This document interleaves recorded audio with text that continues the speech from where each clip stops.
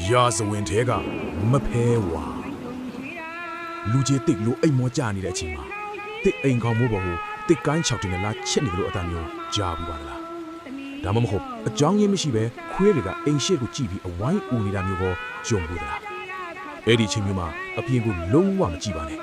ဘာဖြစ်လို့လဲဆိုတော့အပြင်မှာအရက်8000မကမြင့်ပြီးအဝါရောင်ဝတ်စုံတဲ့အမျိုးသမီးကြီးတယောက်တဲ့အိမ်ရှိမှာရပ်နေတယ်လို့ပါပဲ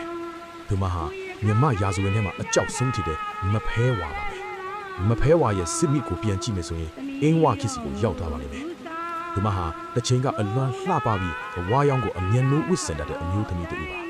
ဒါပေမဲ့သူမရဲ့ကံကြမ္မာကအလွန်ရက်စက်ခဲ့ပါတယ်အချီရေးမှာလက်စားခံရပြီးနာကျင်းမှုတွေနဲ့သူတည်ဆုံးသွားခဲ့ရပါတယ်သူမရဲ့ဝိညာဉ်ဟာငရဲကိုလည်းမသွားနတ်ပြည်ကိုလည်းမတက်ဘဲသူမတင်ကြိုရာတင်ကြမ်းမြေမှာပဲအစွဲအလန်းကြီးစွာနဲ့ကြံရစ်ခဲ့ပါတယ်ကြာလာတဲ့နဲ့အတူသူမဟာတာမန်တရေဘွားကနေတင်ကြိုင်းတစ်ခုလုံးကိုအစိုးရတဲ့သူသားအရှင်နဲ့စိမ့်တစ်ပါးထင်လာခဲ့ပါတယ်မဖဲဝါဟာတင်ကြိုင်းမှာရှိတဲ့တခြားသောတစ္ဆေတရေမြင်းစားတွေကိုအုပ်ချုပ်ရတယ်လို့တစ်ဖက်မှာလည်းတည်ခြင်းတရားရဲ့တမန်တော်အဖြစ်တာဝန်ယူရပါတယ်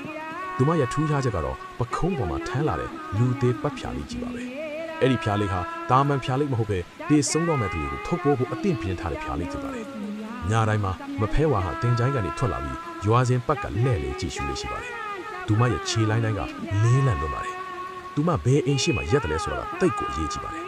အကယ်၍မဖဲဝါဟာအိမ်တအိမ်ရဲ့ရှေ့မှာရက်လိုက်ပြီးလက်ထဲကဖြာလေးကိုချလိုက်ပြီးဆိုရင်အဲ့ဒီအိမ်ကလူတယောက်ဟာမကြားခင်မှာအသက်ပြောက်တော့မယ်ဆိုတဲ့အတိတ်နမိတ်ပါပဲဒါကြောင့်လဲဆေးလူကြီးတွေကညဘက်ခွေးဦးတန်ကြားရင်မဖဲဝါရဲ့ဖြားလိတ်ကလေးကိုကြော်သွားပါအောင်လို့တုံးကြီးနေတဲ့အတန်းနဲ့ဆူတောင်းနေကြတာပေါ့မဖဲဝါကိုတွေ့ဘူးတယ်ဆိုသူတွေဖြောပြချက်ရသူမဟာအရက်ကထမ်းပင်လာမြင့်တယ်လို့ဆိုပါတယ်သပင်လေးကဖားလျားချထားပြီးမျက်နာကတော့သွေးမရှိသလိုဖြူဆော့ပြီးအေးဆန်လို့ပါတယ်သူမဟာလူတွေကိုဒုက္ခပေးဖို့တဲ့လူသေးစရင်ကိုကောက်ယူဖို့ပိုးပြီးစိတ်အားထက်တဲ့သူပါ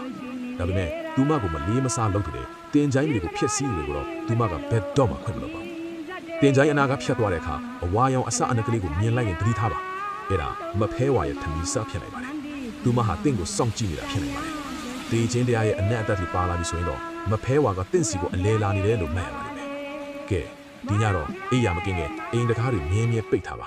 အပြင်ဘက်ကနေဖြာလိတ်ချတယ်လို့မျိုးဘုံကနေအထန်ကြားခင်ရင်လည်းလှဲ့မကြည့်ပါနဲ့မဖဲဝါဟာတင့်အင်းရှိမှာဖြာလိတ်ချပြီးတင့်ကိုပြုံးကြည့်နေတာမျိုးလည်းဖြစ်နိုင်ပါတယ်ညာချမ်းတိုင်းမှာဘေးကင်းစေပါစေအဆုံးထိကြည့်ရှုပေးလို့ကျေးဇူးအများကြီးတင်ပါတယ်ခင်ဗျာ